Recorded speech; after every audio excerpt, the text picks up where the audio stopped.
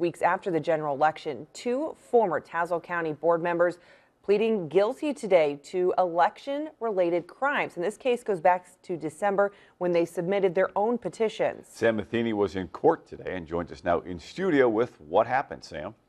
Yeah, Tyler and Janice, as we first reported earlier this afternoon, in an election year with widespread information and election interference on the national level, local elected leaders are now in the mix too. The county clerk says this is the first time he's had a case like this since he took office 6 years ago.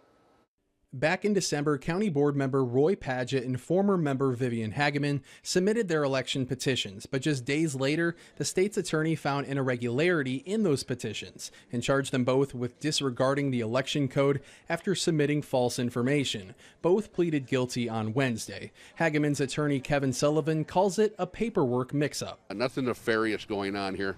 This was simply mistakes that were made, and once those papers are submitted, they can't be retracted. But that's not the full picture. While the state's attorney's office did not respond to our request for full details on the investigation, documents submitted to the clerk show forged signatures from family members of Padgett's political opponent, Brett Grimm, Naya, and Angelina Grimm. They both look very similar when compared side by side.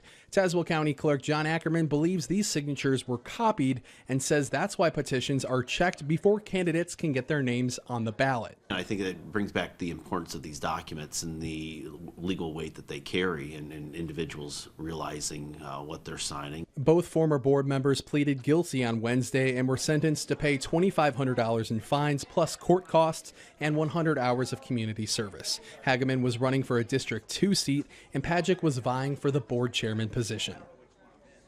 And Padgett and Hageman withdrew their candidacies from the 2024 primary ballot when the investigation began in December of 2023. County Clerk John Ackerman says once these records like these are filed with his office, they are fully available for the public to review. Guys, back